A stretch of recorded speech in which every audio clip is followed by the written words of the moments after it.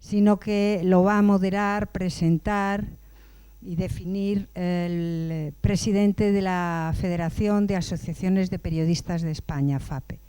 Nemesio Rodríguez es un periodista no solo de gran conocimiento del sector, de la profesión, sino sobre todo es, en mi modo de ver, la persona más admirable porque representa a esa persona, ese grupo de periodistas que hacen información de a pie.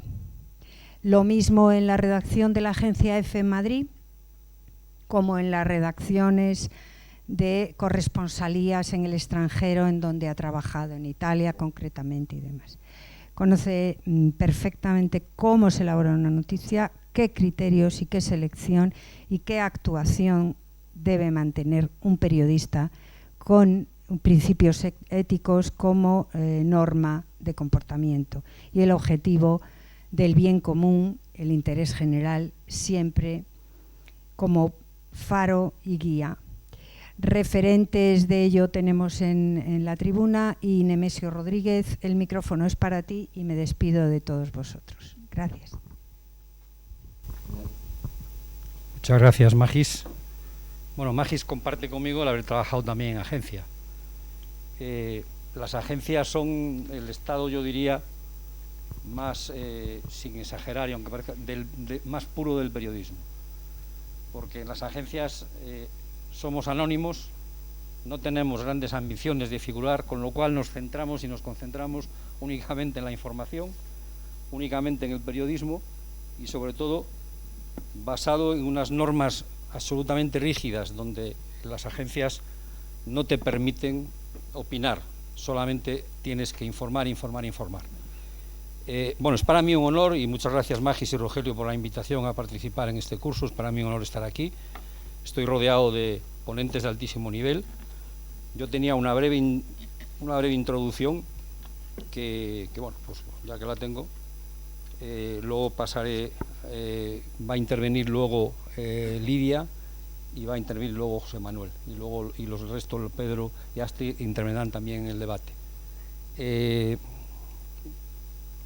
¿Cómo puede el periodismo defender la democracia? Bueno, esta es una gran pregunta, ¿no? Es una gran pregunta a la que trataremos de dar respuesta en esta mesa redonda. Tenemos que partir de una base que es: ¿tiene el periodismo una función democrática? La tiene, y es una función democrática muy importante, que se ramifica desde mi punto de vista en varios elementos fundamentales, que es la búsqueda de la verdad, pero no la búsqueda de la verdad por buscarla, sino para dar cuenta de ella. Es decir, la buscamos para contarla, no la buscamos para guardarla. La buscamos para destaparla, lo que se quiere ocultar. El control independiente del poder, que está ligado a la exigencia de que los gobiernos rindan cuentas de sus actos y decisiones. Y luego tenemos también una función democrática, que es la formación, o por lo menos intentamos formarlos, de los ciudadanos. ¿De qué manera? Proporcionándoles la información que necesitan para que ellos luego extraigan sus propias conclusiones y decidan libremente. En el tema de la importancia para la democracia del control de los poderes, al cual tenemos que dedicarnos de forma independiente, estos días ha publicado una viñeta muy ilustrativa de José J.L. Martín en La Vanguardia. Entonces, es una reunión de poderosos y uno de ellos dice: lo importante en la democracia es que la gente crea que nuestras decisiones las toman ellos.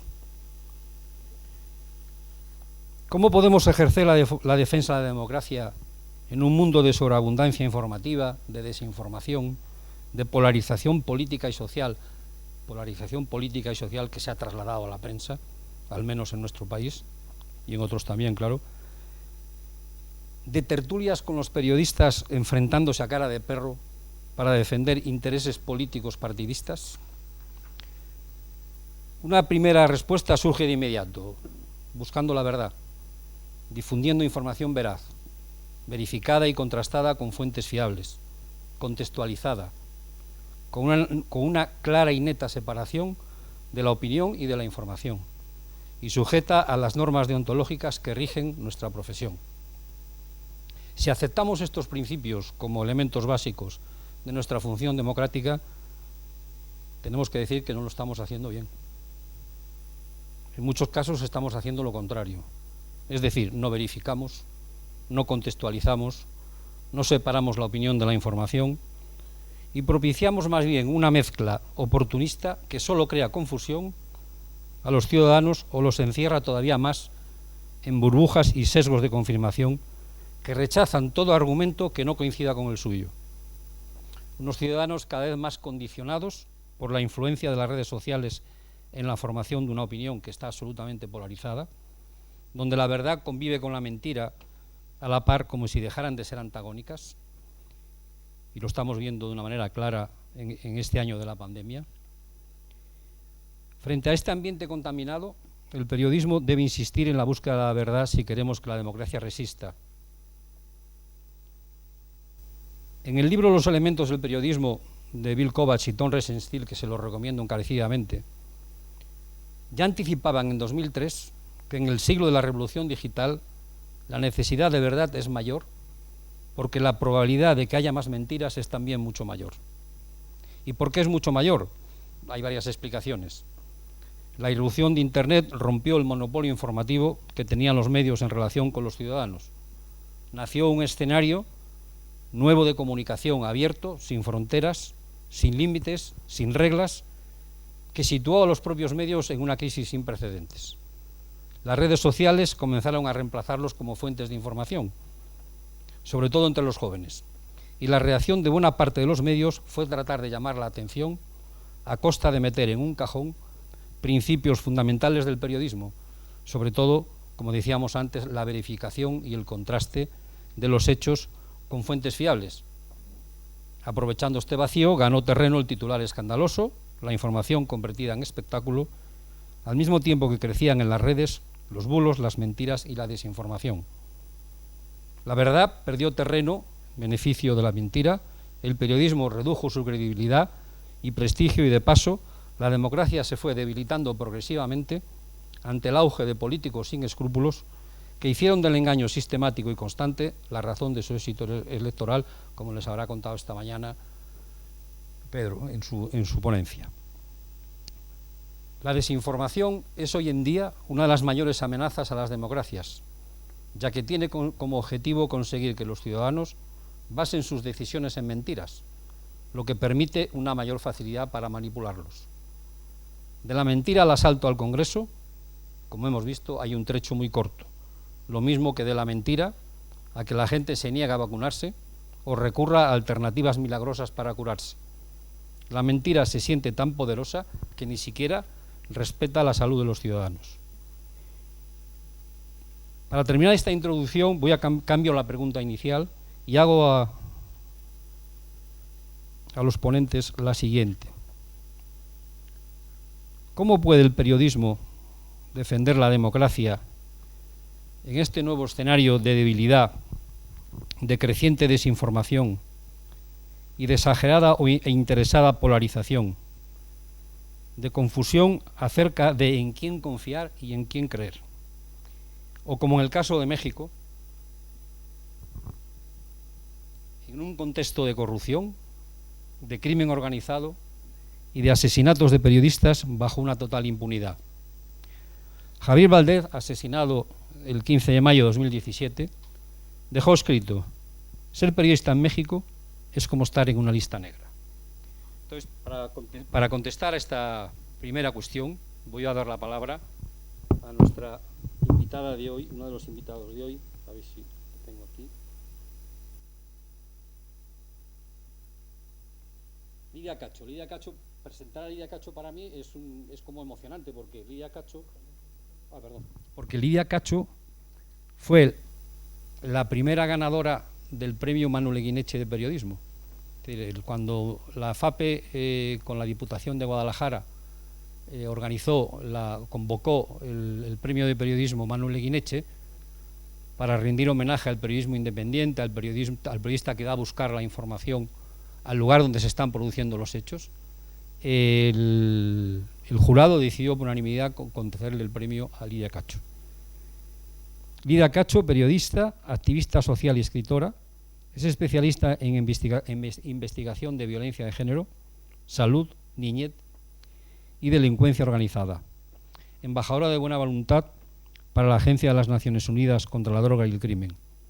Durante 25 años ha ejercido el periodismo como editora, conductora, cronista y columnista en radio y televisión, así como en diversos diarios y revistas nacionales e internacionales. Es cofundadora de la Red de Periodistas de México, Centroamérica y el Caribe. Fundó el Centro de Atención para Mujeres y sus hijas víctimas de violencia, certificado por el National Training Center for Domestic and Sexual Violence. Es experta en ciberseguridad infantil y en pedagogía de la entrevista de víctimas menores de 18 años. Su dedicación a investigar la violencia contra los menores y el tráfico sexual la convirtió en un objetivo preferente de las mafias organizadas que actúan en México y en otros países, y por eso Lidia Cacho está exiliada en España, donde al menos puede estar con nosotros para contarnos cómo el periodismo puede defender la democracia en un contexto como el que está viviendo México. Muchas gracias. Bueno, muchísimas gracias por la invitación, por la presentación. Voy a acomodar esto bien. Con el tono de voz que tengo, generalmente ¿se escucha bien? Vale. Okay. Gracias. ¿Qué te pasó? Bueno, pues yo creo que el periodismo es uno de los elementos de la democracia. Me parece que a todas y todos quienes estamos en este momento en esta sala nos queda bastante claro que sin buen periodismo no hay democracia. Lo mismo que sin los derechos humanos y sin los derechos de las mujeres, de la niñez reconocidos plenamente, las democracias siempre se ven debilitadas. Para poder platicar de esto, yo estaba revisando una de mis tantas libretas de reportera, como seguramente ustedes tendrán. Yo tengo una colección de libretas con mis reportajes desde hace 30 años. Las guardo todas. Y pensando en cómo charlar el día de hoy sobre este tema, decidí que era mucho mejor hablar desde la experiencia sobre el pasado, en cómo fui descubriendo como reportera especializada en todos estos temas que ya se mencionaron, cómo se iba debilitando el periodismo, por un lado, y por otro lado, quiénes son los estrategas de esta propagación, de la propaganda antiperiodística desde la política, desde los partidos políticos, desde la política, desde ciertos medios de comunicación vendidos al poder político o al poder criminal, depende de quién estamos hablando.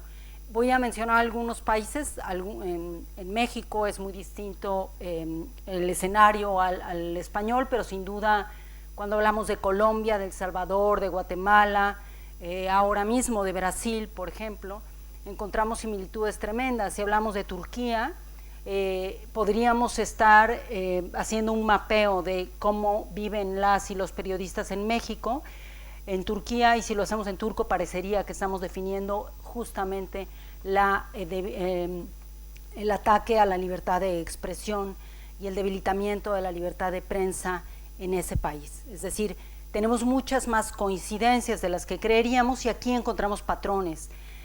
Yo he sido reportera investigando la delincuencia organizada, la violencia contra las mujeres, la violencia de la delincuencia organizada y las redes que vinculan al poder político y al poder empresarial en la explotación sexual comercial de niñas, niños y mujeres durante muchísimos años, y esto me ha permitido crear mis propios manuales periodísticos para poder entender cómo aplicar una perspectiva de derechos humanos en mis investigaciones cuando nadie hablaba todavía de la perspectiva de derechos humanos, cuando nadie nos explicaba plenamente, más que las filósofas y las académicas, lo que significaba la perspectiva de género en términos filosóficos y sociológicos, pero aún no lo aplicábamos plenamente al periodismo. Es decir, hubo un momento hace 15 años en el que yo me pregunté cómo podríamos dejar simplemente de aplicar el lenguaje de género en nuestras notas e investigaciones periodísticas y llevarlo más allá para poder hacer el análisis con perspectiva de género que las grandes filósofas y académicas nos estaban mostrando para poder entender cómo se construye nuestra sociedad. Y cuando hablo de perspectiva de género en el periodismo, sí estoy incluyendo la perspectiva de la masculinidad, porque es indispensable, por ejemplo, cuando investigamos delincuencia organizada, entender cómo los grupos de crimen organizado, por ejemplo, en una investigación que hice en Sinaloa, capturan a 30,000 chicos, cómo eligen a estos chicos que son varones entre 11 y 13 años para convertirlos en esclavos para la siembra, la cosecha de las drogas y también para aprender a manejar armas y convertirse en soldados que duran 1 o 2 semanas en las guerras abiertas entre el gobierno mexicano, el ejército y los grupos de delincuencia organizada. Para mí en ese momento era importante entender que teníamos que desarrollar nuevos métodos para entender cómo analizar el hecho de que un grupo de delincuencia organizada eligiera solamente a los chicos para ciertas tareas y a las chicas para otras, es decir, a las chicas para la cocina, para la explotación sexual dentro de los grupos criminales, pero también se reproduce en Colombia. Eso mismo han hecho las FARC siempre con las niñas que se llevan a las guerrillas. Entonces, en toda la cobertura que he hecho en todo el mundo he entendido que había que desarrollar una cultura periodística con esta perspectiva de derechos humanos, perspectiva de género y, por supuesto, una perspectiva de periodismo de paz. Que bueno, los noruegos son los grandes maestros del periodismo de paz y cómo lo hemos ido aplicando en el mundo entero y cómo ahora podemos abrevar de ello en este momento en que el periodismo parece estar en una crisis brutal, de la cual creeríamos que no puede levantarse. Yo soy bastante optimista al respecto. Creo que estamos en un momento drástico en el que del que podemos sacar muchas lecciones para recrear, reinventar y empoderar al periodismo mundial, al mejor de los periodismos, que en muchos sentidos es el periodismo que abreva de las reglas tradicionales. Para ello me fui a esta libreta porque quiero contarles varias anécdotas que nos van a llevar, creo que a esta discusión con mis colegas. Cuando hablamos de la propagación, de la propaganda y de los daños colaterales que esta propaganda política ha hecho al periodismo, de pronto parece que estamos solamente hablando de la era de Twitter. Y revisando mis notas, me encontré con estas que les voy a compartir en este momento y creo que nos funcionan para seguir debatiendo. Tengo un colega noruego que se llama Rune Ottosen, que ha hecho investigaciones increíbles, con quien trabajé en algún momento sobre estos temas de la propaganda política cuando hacíamos coberturas en diferentes países. Hice estos apuntes en el momento en que hablábamos sobre la similitud, hace 15 años, sobre las similitudes entre ciertas situaciones, Irak, Palestina y Sri Lanka. En Noruega, justamente en el momento en que estábamos discutiendo este tema, había una gran discusión pública. Israel fue severamente criticado por sus ataques a Palestina y la conclusión que sacamos es que Israel ganó la propaganda de guerra en el tema palestino porque logró que los medios de comunicación le dieran valor a la guerra y justificaran los asesinatos y la ocupación de una guerra que para muchas y muchos es injustificable. Los israelitas llevaron a cabo una estrategia muy puntual, específica y notable que tenemos que estudiar como periodistas para prohibir la entrada de los medios internacionales a Gaza, a la Franja de Gaza. Solo entraron los periodistas locales, quienes lograron una increíble cobertura, por cierto muy premiada en Israel. Lo que conocemos muy bien y de lo cual ya han hablado mis colegas periodistas, que se llama el media management, lo que hizo el gobierno israelita, fue el plan para mantener distraídos a los medios internacionales y generaron unos mensajes centrales que analizamos nosotros, que más tarde se pueden comprobar a través de un análisis muy puntual de los algoritmos de la información que se da con respecto a la ocupación israelita en Gaza y cada vez que hay un ataque en esta zona de guerra. El mensaje central en ese momento que analizábamos con los colegas periodistas era el gobierno israelita tenía un solo mensaje que quería que comunicáramos las y los periodistas que estábamos allá. Yo estaba como reportera independiente. El mensaje era: jamás rompió las reglas, y nos vendieron la idea de que Israel era una pequeña nación rodeada de enemigos listos para aniquilar a todo un pueblo valiente que vivía recordando la victimización del genocidio judío. Los israelitas invitaron a los medios a entrevistar a una familia, a todos los medios y reporteros que estábamos por ahí, en cuya casa cayó una de las bombas de Hamás. No hubo un solo herido, no había una sola persona herida, solo había personas muy asustadas con estrés postraumático, como es obvio cuando cae una bomba. Pero los medios principales de todo el mundo, incluidos los norteamericanos, evitaron recordar que Hamás había ganado en ese momento las elecciones legalmente y apoyados por Bush habían celebrado con la comunidad internacional. Por eso Hamás en ese momento declaró que el mundo era un hipócrita y no era el mundo, eran los medios de comunicación quienes estaban pasando este mensaje. Todo esto fue previamente, y lo sabemos, a la era de Twitter. En aquel momento empezamos a hablar más claramente del media management, de cómo gerenciaban la comunicación los políticos. Más tarde estuve en Sri Lanka, donde el gobierno cortó el acceso absoluto a los medios, los caminos estaban cerrados, los puestos militares impedían la entrada y el bloqueo y el acceso a la zona de guerra a toda persona identificada como periodista o como defensora o defensor de los derechos humanos. La información solamente salía a través de los boletines gubernamentales y hicieron uno de las gerencias de comunicación mediática de guerra más impresionantes que yo he visto en toda mi carrera. Promovieron el patriotismo a través del periodismo y muchos periodistas, sobre todo New York Times y Washington Post, Le Figaro, Le Monde, siguieron este discurso porque no tenían verdadero acceso a la información y no fueron un poco más allá para encontrarlo. No fueron a los pequeños poblados, no entrevistaron a la gente que era perseguida por el gobierno de Sri Lanka, creyeron que había que estar solamente allí, en esa zona de guerra bloqueada por el gobierno. Bueno, pues lo mismo nos sucedía en México. Tenemos cantidad de anécdotas sobre cómo el gobierno mexicano, a partir de la guerra contra el narcotráfico, la supuesta guerra contra el narcotráfico, que fue una negociación con los Estados Unidos, desarrolló un discurso que muchísimos medios recuperaron y algunos medios colombianos fueron a México a decirnos a las y los reporteros que teníamos que reproducir esta metodología colombiana, el que teníamos que darle la razón al Estado mexicano, porque de otra manera le daríamos la razón a la delincuencia organizada.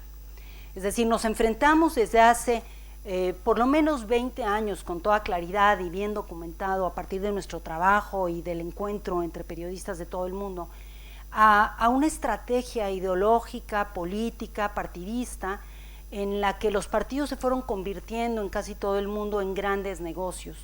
Ya no eran estas instituciones que pretendían defender a la democracia, sino ahora son instituciones, como ya sabemos muy bien, no voy a decir nada nuevo, que defienden negocios, principios y mercados. Y en este contexto la prensa y el periodismo en particular tienen una labor muy importante, que es cómo contamos las historias desde el lugar más lejano al discurso que nos está entregando ese poder, el poder político o el poder criminal. En países como el mío, en México, nos encontramos con por lo menos un 35% de gobernadores entregados a la delincuencia organizada, lo cual nos dice que ese 35% de los gobernadores nos van a alimentar de información producida, estudiada y fabricada por la delincuencia organizada, y el resto de los gobernadores, alcaldes, senadores, congresistas nos van a tratar de nutrir de información generada por sus propios partidos para beneficio de sus ideales y de sus negocios. y en medio estamos las y los reporteros tratando de discernir cómo explicarle a la sociedad lo que sucede, cómo contarle su propia historia de una manera en que entienda el contexto del cual surge la violencia, el contexto de cómo se construye la impunidad, de cómo se han construido las zonas grises en las que se vincula el poder político con el poder criminal, y esas zonas grises en las que se toman de la mano los militares, los políticos y la delincuencia organizada. Esto se reproduce en prácticamente todos los países en crisis democrática, que cada vez tenemos más países en situaciones similares. Entonces creo que tenemos aquí un modelo del cual hoy no podremos hablar, pero seguramente tendremos oportunidad de hacerlo en otra ocasión. Pero creo que estamos entendiendo que hay un modelo operativo de comunicación que han creado todos estos países que a pesar de decirse democráticos, tienen prácticas absolutamente totalitarias en las que nos están tratando de decir como periodistas qué es lo que tenemos que contar y como sociedad a quién le tenemos que creer. Entonces, más allá de las redes sociales que ya analizaron aquí en las conversaciones y que seguro saldrán a discusión ahora, a mí me gustaría dejar sobre la mesa la necesidad de esta discusión, ¿no? de entender estos modelos en los que tenemos que estudiar la creación de una dinámica discursiva, narrativa, de propaganda política, de propaganda criminal, en la que las y los periodistas podemos voluntaria o involuntariamente ser cómplices. Y me parece que es importantísimo saber cubrir la nota, que es evidentemente una cosa elemental para nuestro trabajo, pero en este momento estamos frente a uno de los retos más grandes, creo yo, de la historia del periodismo mundial, y es cómo reinventamos nuestra manera de investigar, de entender, de escuchar, de analizar desde una perspectiva ética, en la que entendamos que sin el análisis de los derechos humanos, sin el análisis de género y sin el análisis de periodismo de paz, es muy difícil contar las verdaderas historias, las que importan a la sociedad, y que no seamos parte de esta cadena de propaganda política y de propaganda criminal que abunda en el mundo entero, y también por supuesto la propaganda de la guerra que estamos viendo en este momento entre Turquía y Siria. Entonces, bueno, pues yo lo que quiero es dejar sobre la mesa estos temas un poco abiertos, pero me parece que para eso estamos aquí, ¿no? Para crear un debate que pueda permitirnos entender que aquí tenemos frente a nosotros un modelo de comunicación radicalmente opuesto a lo que propone el periodismo, al que nos estamos enfrentando, y que esté puesto dentro de la dinámica de las redes sociales.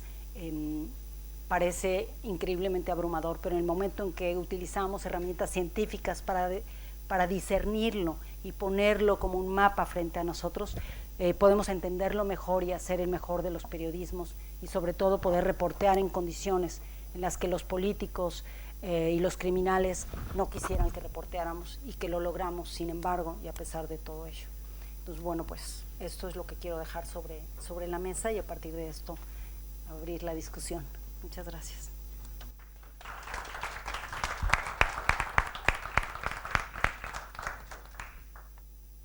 Muchas gracias, Lidia.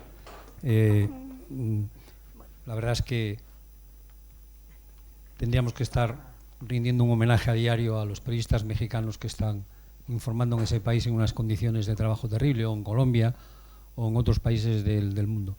Pero en México informar, en lugar de los hechos, ir a buscar la información, muchas veces en ocasiones te cuesta la vida, y además en un marco de absoluta impunidad.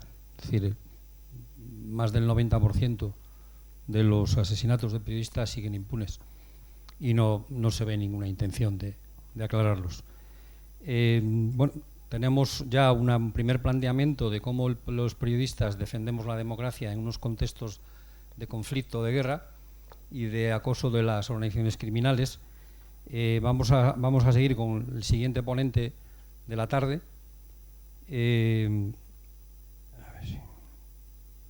Y vamos a pasar ahora a cómo el periodismo tiene que afrontar también la desinformación y su relación con las redes sociales y con las plataformas digitales, que es una relación de amor y de odio, porque en muchas ocasiones las plataformas digitales, las grandes tecnológicas, están ayudando a construir periodismo, y en otras, en cambio, están ayudando a debilitar el periodismo. Están ayudando a construir periodismo porque participan en proyectos, participan en talleres, ofrecen la posibilidad de que los periodistas aprendan las nuevas tecnologías, pero por otro lado, siempre nos preguntamos si están haciendo lo suficiente para combatir la desinformación, que es uno de los problemas más graves que tiene hoy en día la democracia y que nos preocupa a todos. Entonces, le voy a pasar la palabra a José Manuel González Huesa, licenciado en Ciencias de la Información. Comenzó su carrera profesional en el semanario de sucesos El Caso y en Radio Nacional, trabajando posteriormente en Cambio 16 y Diario 16. Participó en la fundación de La Razón para dirigir posteriormente la comunicación del Ministerio de Trabajo, Asuntos Sociales y Seguridad Social. Fue jefe de prensa de la ONCE y desde 2005 es director general en Servimedia, en la agencia Servimedia. Ha sido miembro de la Junta Directiva de la Federación de Asociaciones de Periodistas de España desde 2006 a 2008 y presidente de la Asociación Nacional de Informadores de la Salud desde 2006 a 2010.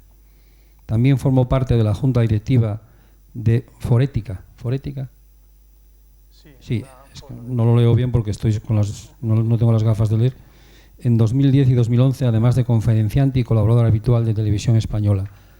José Manuel nos va a hablar de un proyecto de colaboración que tiene con Google y con su agencia Servimedia, con Google y Maldita.es, que sabéis que es una verificadora de noticias falsas, que nos va a contar cómo en este proyecto se trata de combatir contra la desinformación, y tendrá que respondernos a la pregunta de si las plataformas están haciendo todo lo posible, todo lo que tendrían que hacer para combatir las noticias falsas.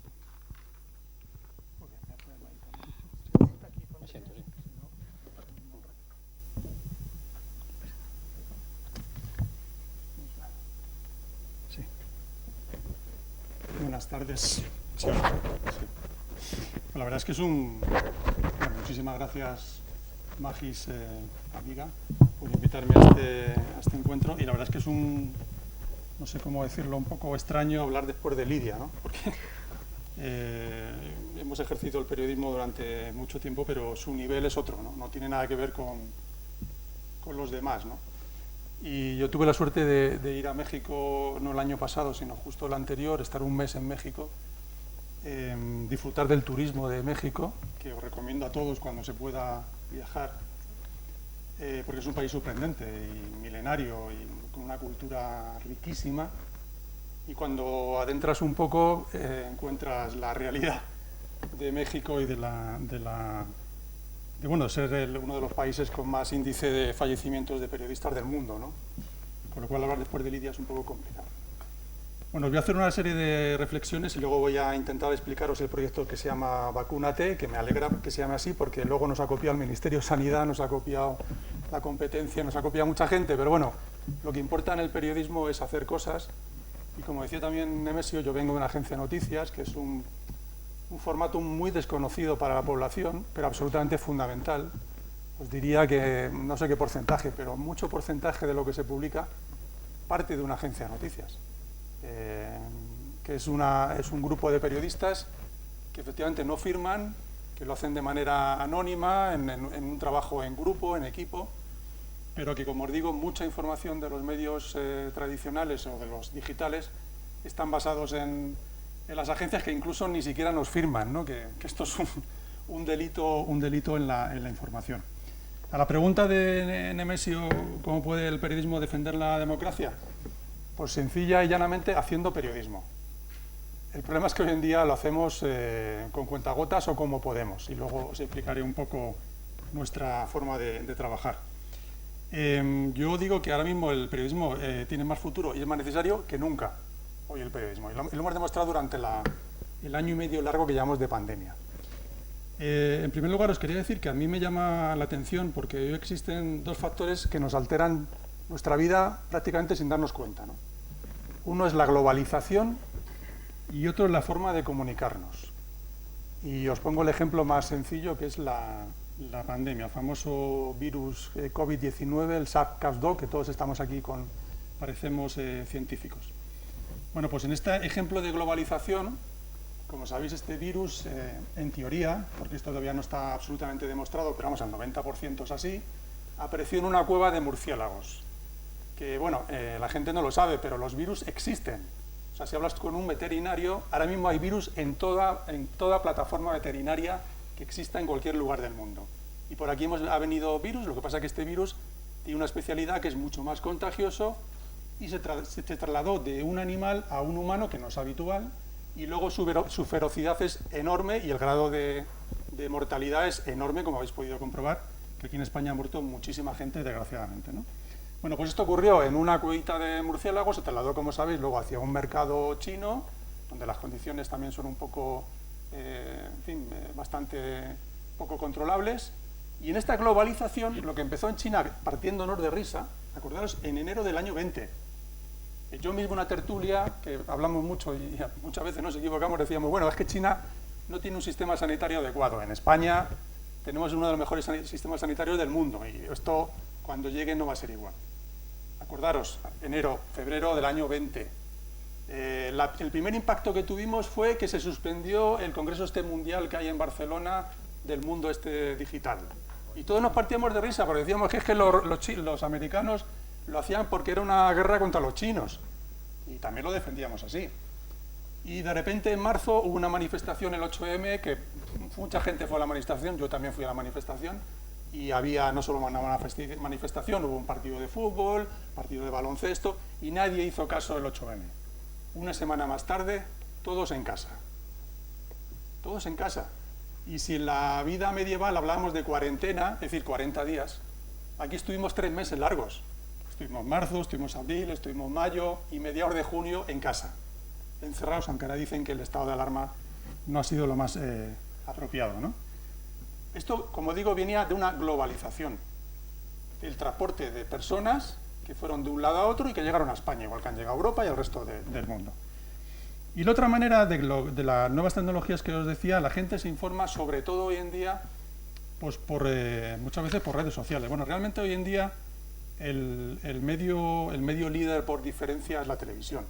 Y se ha visto durante la pandemia. La audiencia de la televisión ha sido extraordinaria, no solo en España, en cualquier lugar del mundo, ¿no? Pero lo que ocurre es que muchas veces contamos cosas sin que hagamos periodismo, sin que estén revisadas ni contrastadas con diferentes fuentes de información. Y ahí los medios hemos caído en lo que yo llamo la pandemia de los medios, que el año pasado hicimos unas jornadas en las que participó Nemesio, en la que intentábamos ver cómo estábamos afrontando los medios de comunicación la pandemia, ¿no? En primer lugar fue sobrevivir, porque claro, nosotros también nos fuimos a nuestra casa, no podíamos trabajar juntos. La primera decisión que tomé yo fue el día 10 de marzo, vámonos todos a casa, porque aquí nos llega una avalancha de cosas que nos podemos morir todos, y menos mal. Menos mal, la suerte es que todos teníamos un portátil o un móvil y podíamos trabajar desde casa, ¿no? Esto ha traído un formato y un modelo de trabajo muy pernicioso, porque nos hemos acostumbrado todos a la reunión por Teams, a la reunión por Zoom, y ya no hacemos periodismo. Esos pasillos del Congreso que Magis estaba harta de hacerlo, o de Nemesio, ese contacto con tu fuente, lo hemos perdido. O sea, ahora el periodismo que hacemos es declarativo. Llevamos mucho tiempo haciéndolo, pero ahora más todavía, porque no tenemos contacto. Íbamos a Moncloa y no podíamos hablar con el ministro de turno, porque no nos dejaban, y solo podían ir unos cuantos. Y esto se ha mantenido. Y entonces resulta que yo el año pasado, en septiembre, empezamos a hacer una serie de entrevistas que hacemos en nuestra redacción, que tenemos un plató de televisión para poder hacer entrevistas, y me he quedado sorprendido porque hacemos entrevistas y ahora ya, en fin, es todo como mucho más acusado. Viene el equipo de prensa, que cada vez son más, la gente de un gabinete de prensa, me da igual que sea un ministro, una empresa o quien sea, en el que van a, no te voy a decir a censurarte, sino que van directamente a controlarte, sin ningún pudor. O sea, llegas allí, haces una entrevista y te dicen, oye, me pasará la entrevista y los cortes, ¿no? Digo, bueno, ya me ha llegado, esto me ha pasado hace muy poquito, ¿eh? Un presidente de una compañía, bueno, de las más importantes de España, no voy a decir el nombre porque da vergüenza, dijo allí una cosa grabada en el estudio de televisión, y la de prensa me dijo que mejor que no lo publicara. Digo, pero lo ha dicho, sí. ¿Y cuál es el problema? No, mira, es que estamos en un proceso muy complicado y claro, preferiría que no se publicara. Esto está ocurriendo hoy, mes de junio del año 2021. O sea, no hace falta irte a México o a Turquía, a un país como es España, en el que presumimos de una democracia y en el que la vida del periodista hoy es bastante complicada, bastante difícil conseguir hacer un periodismo de verdad como el que yo conocí en mi etapa, que no la he vuelto a vivir, de Cambio 16, la gran revista de la transición española, donde publicamos lo que nos daba la gana y en el que, por supuesto, el editor tenía una línea editorial, pero los redactores podíamos publicar lo que quisiéramos. De hecho, publicamos el primer gran portada que hicimos, que era el primer gran premio de periodismo Ortega y Gasset, que era titulado La mafia policial en España, año 1985. Estamos en el 2021 y todavía estamos viendo los desagües de las alcantarillas de la policía en España con este personaje que está por ahí pululando, ¿no? Es decir, que estamos en un momento de verdad francamente complicado y que conseguir luchar contra la desinformación, el hacer periodismo de verdad, el conseguir que nuestro valor tenga importancia, porque la democracia lo necesita, es muy difícil. Es muy difícil. Y vamos a ver ahora cómo evoluciona, insisto, después de la pandemia, que todavía no hemos dejado de tenerla encima, ¿eh? Porque, bueno, nos hemos vuelto un poco locos y, por ejemplo, quitar las mascarillas es un error de, no sé cómo calificarlo, pero vamos, monumental. Monumental. Alguien la mezcla con una política, con una decisión política, pero yo lo que digo es que quitar la mascarilla es un error monumental. Bueno, y voy a plantearos y rápidamente contaros nuestro proyecto titulado Vacúnate, ¿no? En primer lugar, os quería decir nuestra vida del periodismo, que yo muchas veces digo que el problema del periodismo en España, que es lo que más conozco, es un problema no de periodistas, no de formación, que nos hemos adaptado a todo. Yo mismo, os aseguro, hace un año yo era incapaz de manejar un Teams, bueno, un Zoom de estos. Me imagino que todos lo utilizaréis, ¿no? ¿No? O cualquier sistema de estos de comunicación. Yo os aseguro que era incapaz.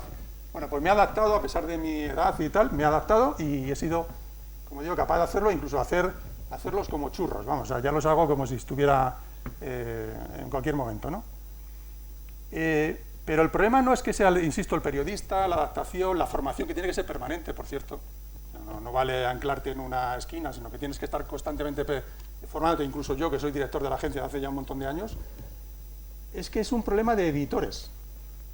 O sea, es que en España, por ejemplo, no hay editores que afronten un negocio que está a la deriva, porque no sabemos cuál es nuestra fuente de financiación. Afortunadamente ahora cada vez hay más que se apuntan, cada vez hay más personas que se apuntan y que quieren tener una versión de un medio cualquiera, ¿no? Me da igual que sea, decir, El País, El Mundo, el ABC, o la cadena SER o Telecinco, me da igual. Pero la gente afortunadamente se está apuntando a, cuando entra en la página web, empezar a pagar, porque es que creo que esto, si no lo hacemos, si no convencemos a la gente, va a ser absurdo, porque si no, al final, los medios desaparecerán. Nosotros en nuestra agencia de noticias no tenemos todo en abierto, porque tenemos unos clientes.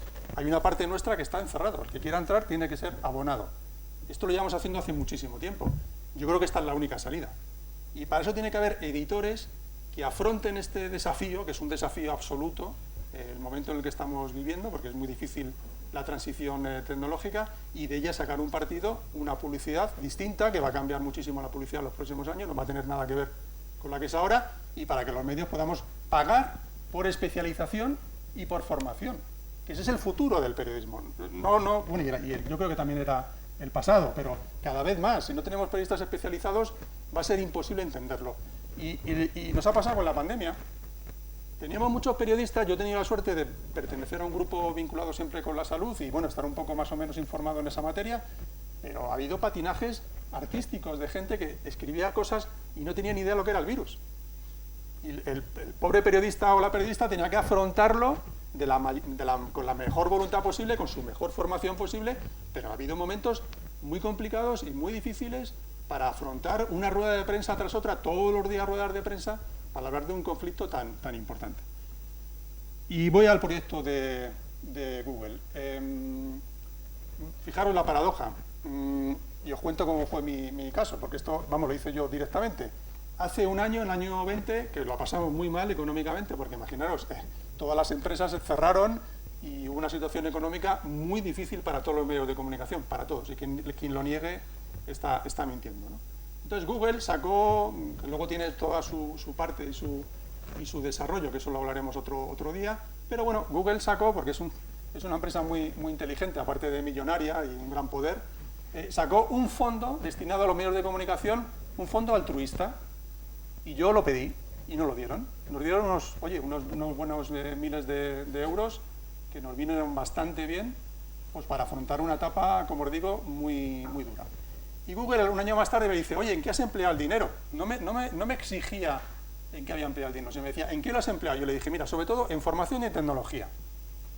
Durante todo este año nos hemos dedicado hemos cambiado todo el sistema informático nuestro, hemos cambiado todos los ordenadores portátiles que ya estaban quemados, imaginaos después de 6 meses trabajando, porque hemos trabajado como negros, hemos trabajado jornadas de 14, 16 horas, 18 horas diarias. O sea, hemos hecho un trabajo los periodistas que nadie nos lo va a agradecer, pero que las redacciones han trabajado, de verdad, de una manera extensiva, no, lo siguiente. Desde el redactor más pequeño hasta el mayor directivo.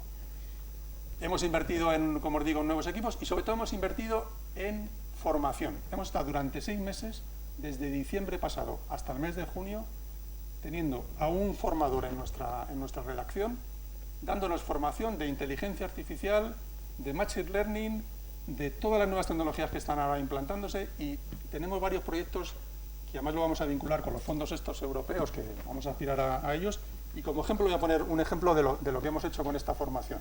Todo el mundo ahora hace podcast. Entonces nosotros, para diferenciarnos, dijimos, ¿qué podcast podemos hacer? Bueno, pues el podcast que hacemos nosotros es, escribimos un texto en una plantilla y hay una voz de inteligencia artificial que nos lee el texto. Y os aseguro que yo os pongo el podcast y la mayoría al principio no sabéis si es una voz artificial o es una voz humana. Al final, en plan cachondeo, el hombre, que en este caso es un hombre, pues también a veces es una mujer, dice, me ha fichado Serri Media, soy una voz de inteligencia artificial, estoy aprendiendo, espero que la próxima vez no me equivoque. Esa es nuestra diferenciación de la aplicación de la inteligencia artificial al formato de podcast. Y bueno, con esto hay un montón de proyectos que tenemos en marcha que sería, os lo contaré otro día, que sería increíble luego de poder aplicar. Bueno, pues como decía, hace un año pedí a Google un fondo de reserva, de ayuda, y Google en enero sacó una propuesta, son muy listos, por eso están ahí, sacó una propuesta de hablar de las vacunas y las noticias falsas. Vacunas y noticias falsas. Esto se le ocurrió a ellos el año pasado. Durante la pandemia lo que se ha demostrado es que al final podemos hablar de política, podemos hablar, como aquí hablábamos antes, de terrorismo, de paro, que hemos hablado mucho tiempo, pero yo siempre he dicho, durante toda mi vida laboral, que lo que más nos importa a todos nosotros es la salud. Y aquí yo me acuerdo que lo decía en muchas charlas, durante la gripe aviar, ¿os acordáis? El virus del ébola, ¿os acordáis de la ministra aquella que iba de negro? Con el virus del ébola, que fue un verano y que murió una persona. Y estábamos todos atosigados y compramos miles de vacunas, que luego las tiramos a la basura. Aquello ocupó las portadas, esto ha ocupado no las portadas, esto ha ocupado todos los días la información. Todavía seguimos hablando de ello. Y Google, como digo que es muy listo, pues dijo, mira, hay que hablar de vacunas porque este va a ser el tema del año 2021. Todavía seguimos hablando de vacunas. Y estamos en julio. Yo pensé que el tema se agotaba en 3 meses. No, y vamos a seguir hablando de vacunas, que ahora os contaré.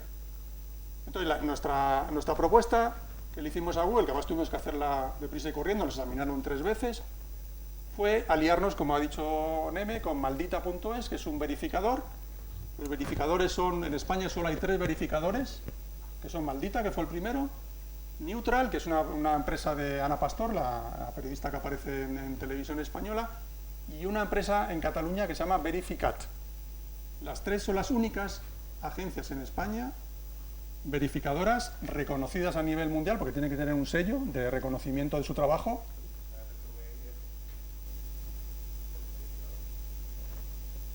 Claro, sí, pero yo no te hablo de mi competencia, claro. F es mi competencia, yo no me podía liar con F. ¿no? Se ha visto. No, yo te hablo de mi... Yo con F no me podía liar. ¿Vale? Sí, tienes razón. No hace mucho, ¿eh? Pero la competencia la siente. No, sí, ya lo sé, pero en aquel momento no tenía el sello, F no tenía el sello. F verifica. Yo creo que no. Y ahora lo tienes, y Televisión Española también. Y Televisión no lo sé. Bueno, yo te lo digo porque yo me fui al listado. F sí podía tenerlo. Sí, F ahora sí. me hace dudar. Bueno, en cualquier caso yo no me podía liar ni con F ni con Televisión, porque F es evidente que es una competencia mía o yo competencia de él, y con Televisión no podíamos encajar. Pero sí, es posible, tienes razón, es posible. Bueno, en cualquier caso, solo las que yo pudiera contar era con estas tres. Las tres se querían aliar con nosotros, con nuestro proyecto, pero, perdonar este orgullo, pero el proyecto lo queríamos liderar nosotros. Y entonces nos aliamos con Maldita. Maldita es un verificador que, bueno, podéis comprobar en su página web, hace verificaciones de todo, incluso tiene una parte que se llama Maldita Ciencia, que va corroborando las informaciones, y no os podéis imaginar en el tema de vacunas la infinidad de noticias que salen todos los días de chorradas, gilipolleces, desde que se te pega el hierro en la zona vacunada, hasta que es fértil el que se vacuna, bueno, yo qué sé, infinidad.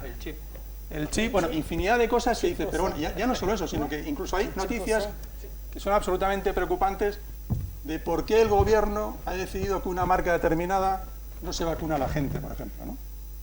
Cuando se está viendo, por ejemplo, en Madrid que faltan vacunas, ¿no? O sea, hay un material enorme. Total, que esto lo planteamos, lo que hacemos son programas de televisión una vez al mes. Durante ese mes, Maldita y nosotros y Maldita, estamos produciendo noticias y verificando noticias relacionadas con la vacuna. Hay infinidad de preguntas. Les digo, o sea, cada mes hacemos como aproximadamente, pueden ser 100 noticias que tienen una repercusión 1000 veces más allá. O sea, la repercusión que estamos teniendo es enorme. Incluso, como te digo, hasta gente que copia lo que hacemos, aunque, insisto, no citen la fuente. Y esto que hacemos durante un mes lo resumimos en un programa de televisión de 1 hora, hora y cuarto, que hacemos en nuestro estudio de televisión. Vamos a hacerlo de aquí hasta el mes de diciembre, una vez al mes, desde marzo, empezamos en marzo, terminamos en diciembre, durante 8 meses. Y lo que yo pensé que nos iba a dar poco material, pues nos da un material extraordinario. Aquí hacemos periodismo puro y duro, además con las mejores fuentes. O sea, yo firmé, antes de presentar el proyecto, firmé un acuerdo con la Sociedad Española de Inmunología, la Sociedad Española de Vacunología, el de las vacunas seguro que lo habéis oído, o que es canario, se llama Amor, aparece constantemente en la televisión. La Sociedad Española de Epidemiología, con todo tipo de doctores. Es decir, es un sector en el que hemos de repente descubierto, o ha descubierto mucha gente, un sector, las sociedades científicas nadie las conocía, nadie sabía lo que hacían. Y se ha demostrado que son absolutamente imprescindibles y necesarios para afrontar este tema, que igual que es necesaria la investigación y la ciencia. No tengo nada que deciros que la vacuna habitualmente, para hacer una vacuna, se tarda de media, y esto es una realidad, 8 o 10 años. Esta vacuna se ha hecho un año, es verdad que ha habido una inversión enorme de los gobiernos, es verdad que ha habido un presupuesto enorme, pero también es verdad que había una investigación extraordinaria detrás, ya preparada para poder agilizar que esta vacuna fuera eficaz, como se está demostrando, y está reduciendo la mortalidad de una forma alucinante y extraordinaria. Ahora, no podemos perder la protección, ni las 3 decisiones de ponerte la mascarilla, lavarte las manos, mantener la distancia de seguridad, hay que mantenerla todavía, porque no estamos en la que se denomina inmunidad de rebaño. Es más, el crecimiento que hay ahora de la nueva variante que tenemos de la COVID, su propagación es muchísimo mayor, mucho más peligrosa. Es verdad que se muere mucha menos gente, pero os aseguro que no os recomiendo que vayáis a una UCI. No lo recomiendo. Aunque sea un virus, digamos, no muy potente, pero la situación, las consecuencias que puede tener, no las sabemos. No sabemos para una persona qué consecuencias puede tener para futuro. Para los chicos estos jóvenes que son tan atrevidos y tan lanzados, como éramos nosotros también, pero que ha habido ahí claramente un problema de comunicación con la juventud, clarísimamente, porque ahí hemos fallado todos, ellos, nosotros y la comunicación. Este virus te ataca a cualquier parte de tu sistema inmunológico. Es decir, que si tú por lo que sea tienes un problema, no en el pulmón, como se decía al principio, sino en el corazón, en el aparato digestivo, en cualquier órgano, este virus te va a demoler de por vida. O sea que, cuidado con lo que estamos hablando, que no sabemos de verdad las consecuencias de las que estamos hablando, ¿no? Y bueno, este es nuestro proyecto, la que estamos de verdad súper contentos con él. Nos ha dado una vida extraordinaria, nos ha metido en un momento pues muy de actualidad y no os digo nada la que viene. La que viene es la vacuna de la gripe. Cuidado con la vacuna de la gripe. El año pasado, afortunadamente, como todos llevábamos la mascarilla, la vacuna de la gripe decreció muchísimo, por eso, por una parte, y por otra parte porque se vacunó, es la primera vez que en España se vacunaron de la gripe el 65% de los mayores de 65 años, que es la población con más riesgo de padecer la gripe. Pero cuidado con esta gripe, porque en esta gripe vamos a convivir las dos vacunas. La vacuna de la gripe por un lado y la vacuna de la COVID por otro lado, porque tal y como se está propagando ya no nos vale el 70%. Están hablando los expertos del 80 y el 90% de la población. Con lo cual la vacunación seguirá haciéndose en agosto, septiembre, octubre, época en la que seguramente ya es el otoño, la gente tiene que vacunarse de la gripe. Os recomiendo que os vacunéis de la gripe si no os vacunáis. Os recomiendo que os vacunéis de la gripe aunque tengáis la vacuna de la COVID, porque hay que sobrevivir este invierno. Y no quiero ser aquí agorero ni nada, pero la pandemia, van a venir más pandemias. O sea, aunque esta hemos sido ágiles y capaces, seguramente a lo mejor no son tan mortales como esta, pero la pandemia va a continuar y es un tema de verdad que no podemos soslayar ni pensar que sea superado. Bueno, y aquí me quedo porque podría estar toda la tarde hablando. Muchas gracias.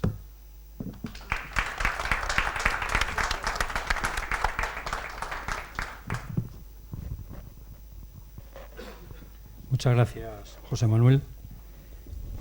Bueno, ya hemos visto con estas primeras ponencias cómo el periodismo puede defender la democracia en situaciones de conflicto, en situaciones de acoso de las organizaciones criminales, y también cómo el periodismo tiene que defender la democracia en situaciones de crisis sanitarias como la que estamos viviendo. Voy a preguntar ahora a Pedro y a Astrid ¿de qué otras formas el periodismo tiene que defender la democracia?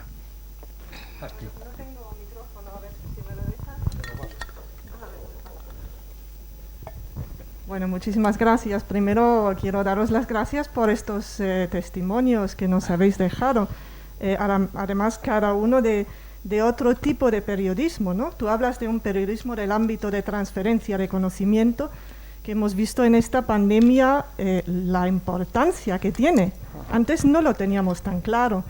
Y eso os lo puedo decir como una persona, como científica titular de CSIC, ¿no? Que tengo muchos colegas que están trabajando allí en las vacunas, pero en muchos otros proyectos relacionados con la pandemia, y que no tenemos la experiencia para divulgar estos conocimientos que tenemos. Y allí pues hay una tarea importantísima y para esta tarea creo que hace falta justo lo que decías tú, una cierta especialización también en el ámbito del periodismo, digamos, científico, ¿no? De divulgación científica. Muy importante, muy importante. Pero como estamos también con el otro tema de la democracia, de este tema hemos hablado mucho esta mañana, me ha parecido también muy importante tu contribución, porque vemos también lo ingrata que es esta profesión del periodista hoy en día, y hace falta mucho idealismo para lanzarse, para mantenerse fuerte también contra todas estas tentaciones que están ahí también, ¿no?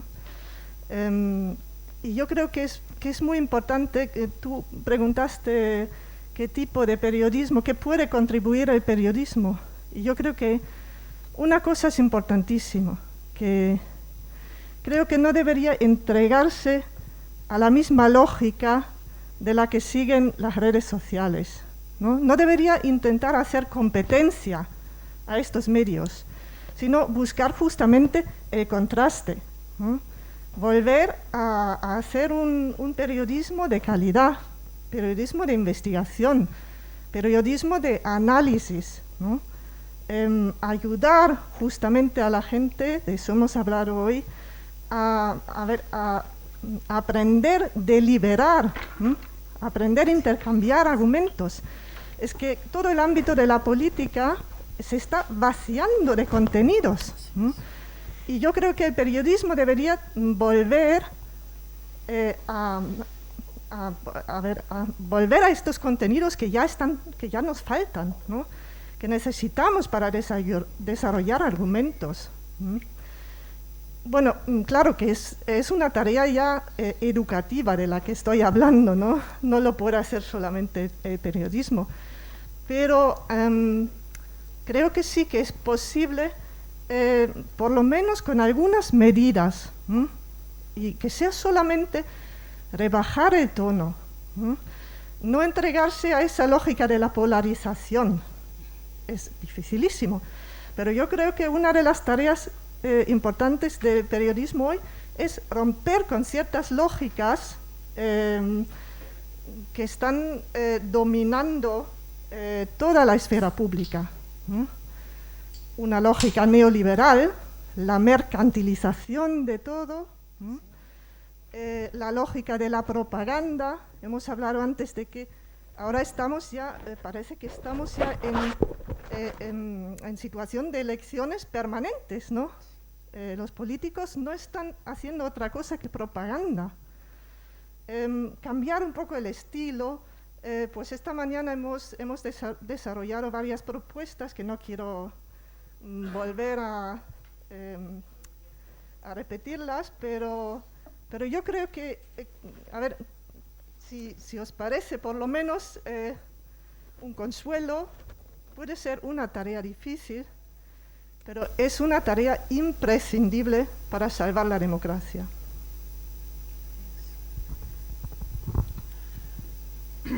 Muchas gracias.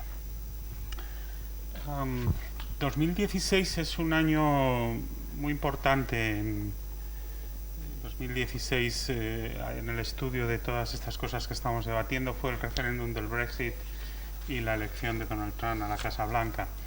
Y hubo un momento en que en la campaña del Brexit alguien dijo: ¿quién necesita especialistas? ¿Quién necesita expertos?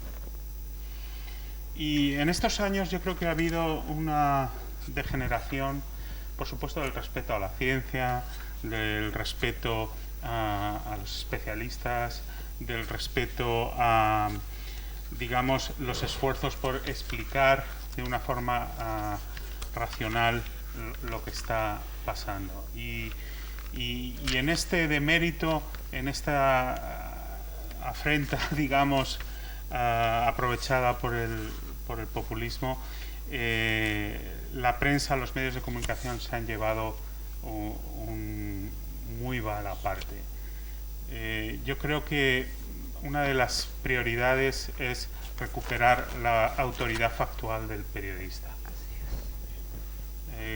Lo hemos visto tarde y mal en Estados Unidos, como en circunstancias muy dramáticas las cadenas de televisión finalmente cortaban a Donald Trump, las redes sociales anulaban sus cuentas.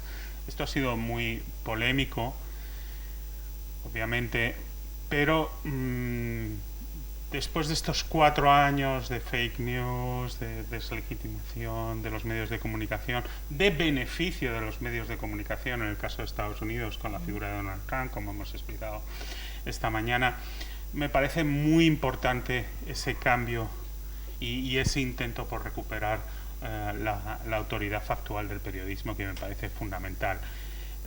Yo también creo muy importante que los periodistas no debemos ser encasillados, o tenemos que hacer todo lo posible por no caer en este juego, ¿no? Los periodistas y los medios no tienen que estar en la trinchera. No son parte del establishment, ni de la élite, ni del status quo, ni de la casta. Por mucho que intereses muy nefarios nos intenten encasillar en esa.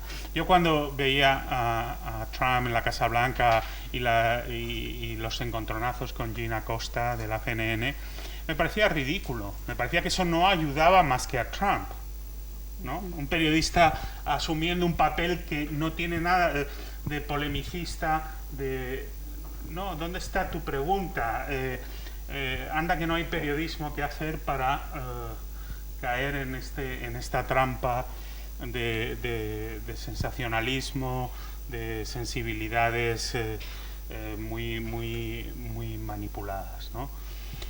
Yo quisiera llamar la atención a un problema que me parece que subyace en la crisis del periodismo, la crisis de la mediación que hablábamos esta mañana y la crisis de los sistemas democráticos, y es el problema de la soledad. A mí me parece muy importante esta cuestión. Hablamos del problema de soledad y nos viene a la mente los abuelos que están en casa y nadie les hace caso, pero me parece que tiene una trascendencia mucho mayor, incluso epistemológica. Creo que estamos entrando en sociedades en que estamos más conectados que nunca, pero más solos que nunca.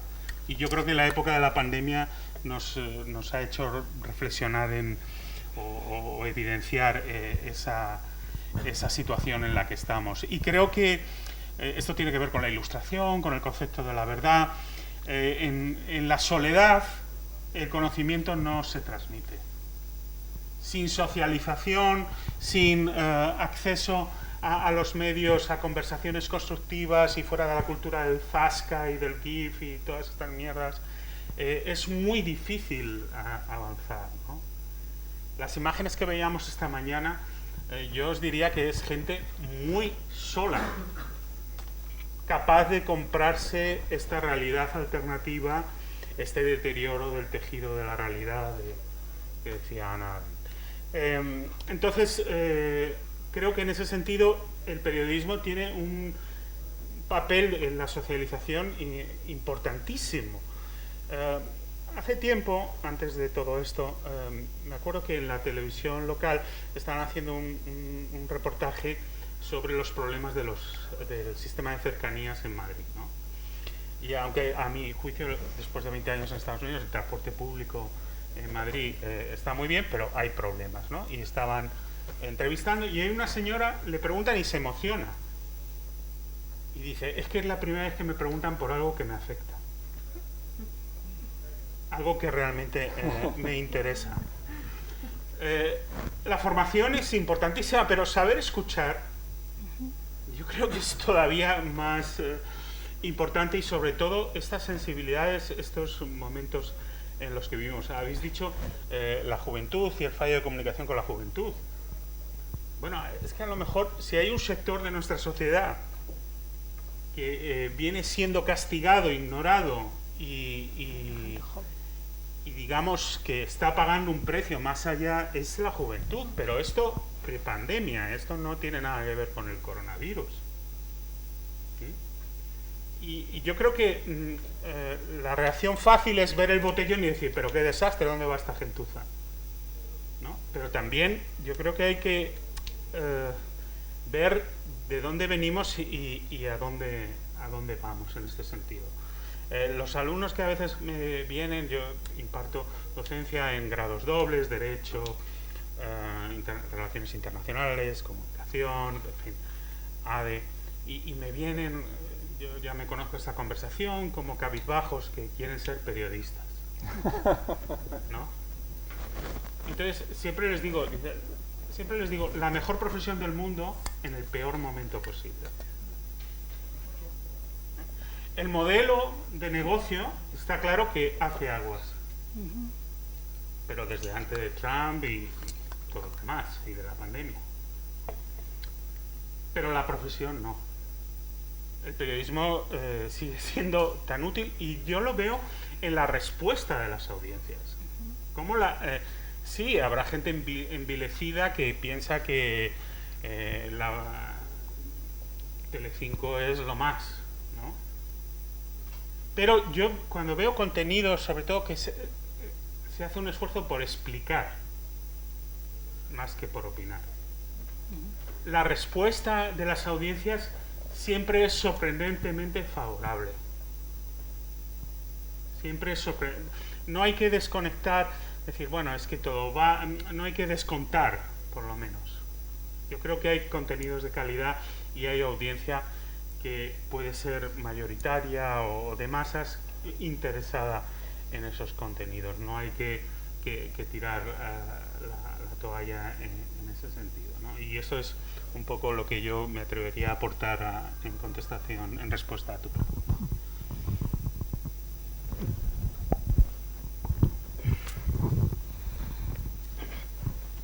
Es evidente que todos coincidimos en que el periodismo es más imprescindible que nunca hoy en día, sobre todo en este contexto de información, de soledad de la gente, de confusión, pero ¿no crees que una parte fundamental de todo este problema es la exagerada, enorme polarización que vivimos en nuestro país? Hay polarización en otros países, por supuesto, pero hablamos del nuestro. ¿No creéis que esa exagerada polarización que hay, fomentada por los líderes políticos, está contribuyendo también a agravar toda esta situación? Mira, yo creo que el problema, Neme, es que estamos jugando al Twitter fácil, ¿no? Al mensaje de 150 caracteres. Y todo es un plan de comunicación, ¿no? Yo tengo la teoría, que me permitan los expertos que dan clases en la universidad, de que la moción de censura de Pedro Sánchez fue un plan de comunicación. Si os acordáis, cuando Pedro Sánchez quiso presentar la moción de censura, que nadie se la creía, ni él mismo, es la primera moción de censura que triunfa en España, fue como lanzar una moneda al agua y crearse una ola, que esa ola va creciendo, ¿no? Se juntaron 4 en Ferraz, Pedro Sánchez con 3 más, y dijeron, vamos a preguntar a la que sabe, explícanos qué es la sentencia esta de Mariano Rajoy o del PP. ¿Podemos ir contra Mariano Rajoy? Sí. ¿Presentamos la moción de censura? Sí. ¿La ganamos? No. Pero vamos a presentarla. La presentaron, empezó a sumarse partidos políticos de manera inusitada, porque no estaba escrito, ni estaba pactado antes de presentarla, y ganó. Y a partir de ahí estamos jugando, no digo esto en contra de Pedro Sánchez, digo una realidad, estoy describiendo un hecho informativo más contrastado. Y a partir de ahí jugamos todos los días, me da igual que sea Pablo Casado, que Pedro Sánchez, que Esquerra Republicana, a un mensaje fácil. A un mensaje fácil que en el fondo, que hay un trasfondo de cabreo, no solo de los jóvenes, sino de mucho cabreo de la sociedad, que le gusta coger un titular llamativo y explosivo, pero no profundizamos en los temas. Y así llevamos hablando, en este país llevamos hablando de pensiones, no sé cuánto tiempo, me va a tocar a mí porque soy baby boom y me va a tocar pagar más y cobrar menos. No tenemos resuelto el tema de educación. Llevamos hablando de educación, está la enésima ley de educación que hemos aprobado. No resolvemos el tema de Cataluña. Es decir, que no resolvemos ningún problema. Y todo lo hacemos a base de titulares llamativos y utilización de redes sociales y contrapartes, ¿no? Entonces eso está generando una perniciosidad en la información permanente y al final entramos en ese juego declarativo de que uno dice una cosa, otro dice otra, pero no profundizamos en la realidad de los temas. Y eso nos está haciendo un daño tremendo, y es verdad que tenemos una audiencia enorme y cuando hay un tema que se hace bien, la gente lo sigue y lo mantiene y lo difunde, pero muchas veces caemos en la nimiedad, caemos en la audiencia porque sí, eso a mí me preocupa, porque en esa línea no hacemos el papel que deberíamos. Sí. Sí, a ver, yo tengo 20 años viajando a España y trabajando mucho, tanto con organizaciones feministas de defensa de los derechos de las mujeres y las niñas, como con periodistas y cursos y talleres de periodismo. Y por supuesto leyendo los medios españoles e incluso escribiendo en algunos de ellos durante muchos años. A mí me llama la atención la manera en que este discurso, digamos que superficial, logra permear más rápidamente en la sociedad, justo por algo que acabas de mencionar, que tiene que ver con el estado emocional de la sociedad por un lado, y cómo los políticos han entendido desde esta área de la comunicación política cómo abrevar y cómo nutrir esa debilidad del estado emocional de la sociedad, no solamente en la pandemia, hablemos de prepandemia incluso. Y esto tiene que ver con cómo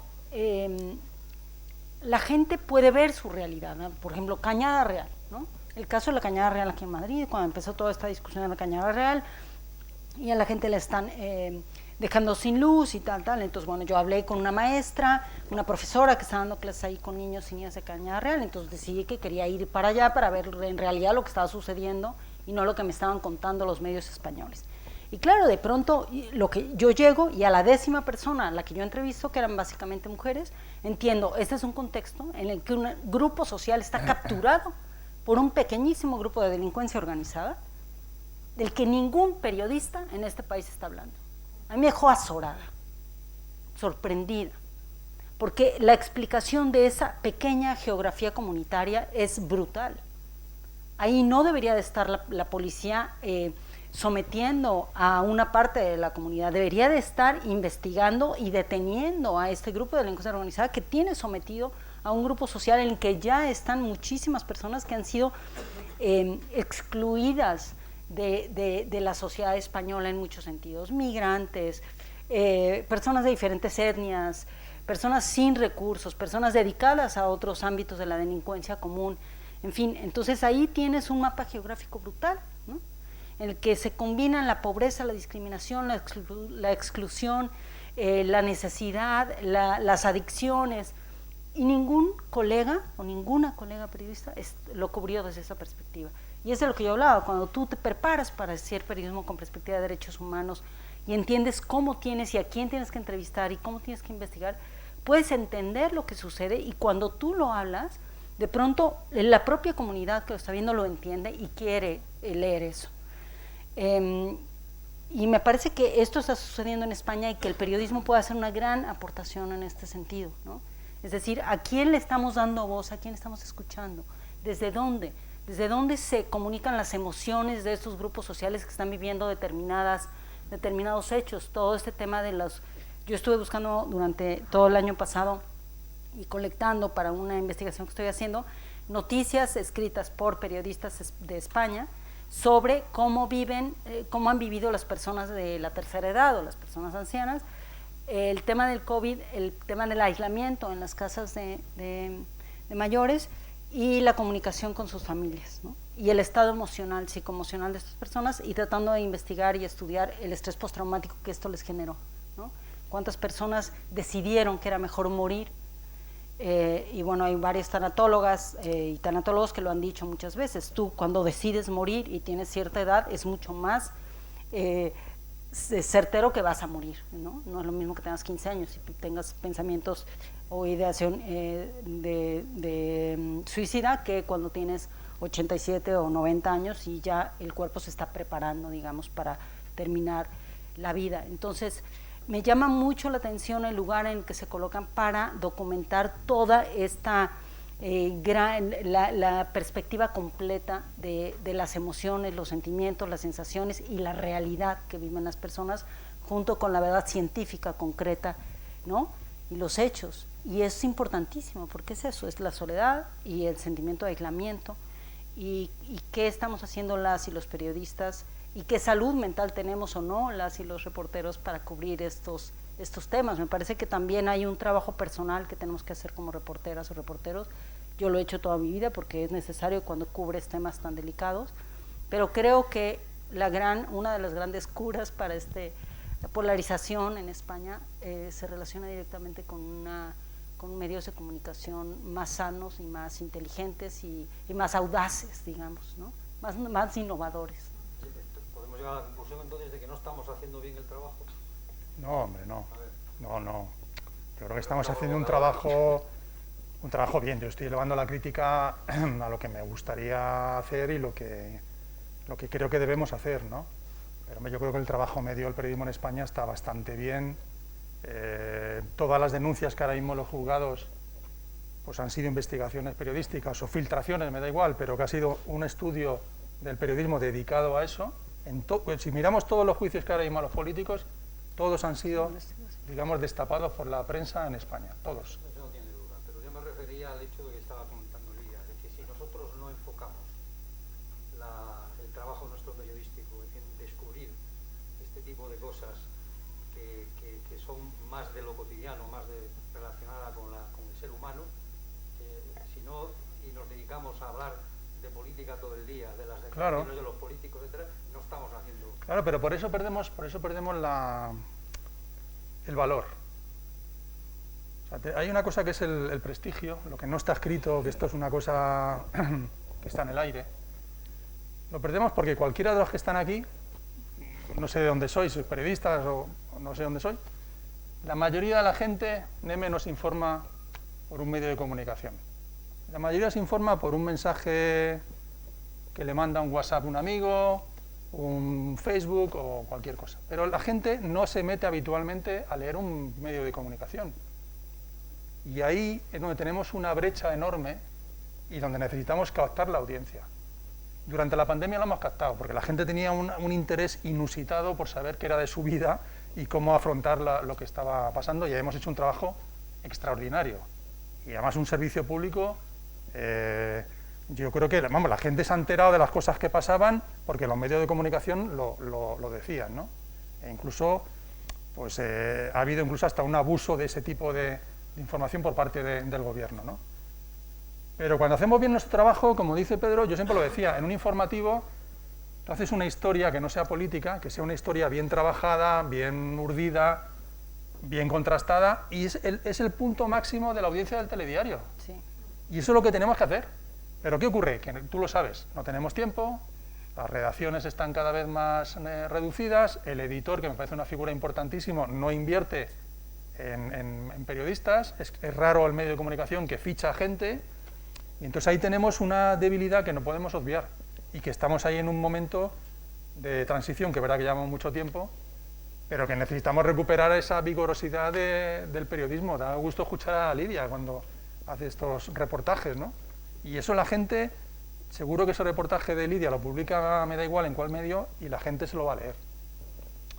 Entonces el periodismo necesita dedicación, yo insisto, creo que lo estamos haciendo bien, pero que necesitamos un esfuerzo, sobre todo un esfuerzo editorial mucho más importante. Bueno, hacemos turno a las preguntas de los participantes en esta ronda aquí al fondo.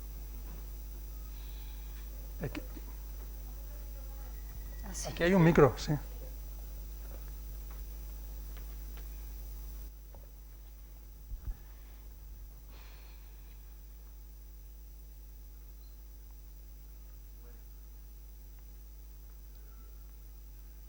No sé, es que es un lío esto. Sí. No sé. Hola. Sí. ¿Me escucha bien, no? Sí. Bien, gracias. Son 4 puntos rápidos de por sí, pero es que me llamaron la atención. Cuando hablábamos del tema de la soledad, es que muchas veces también es falta de condiciones. Yo, por ejemplo, soy uruguayo, compañera latinoamericana, fuerza. Yo he caminado bastante por Montevideo de por sí. Muchas veces el hecho que no llega la información es un tema que también hay que tenerlo presente, que muchas veces no tienen condiciones de llegar. O sea, por lo menos a lo que es el ámbito digital es inviable. Entonces se van escuchando a veces por las calles o por cómo se van dando las cosas. También de lo que hablas del tema de Estados Unidos, me parece que Trump también tuvo una política, o sea, lo que es en materia de comunicación, que ningún otro líder republicano ha tenido como una visión o a futuro. O sea, realmente el Partido Republicano hoy en día está preso a lo que es Trump. Entonces,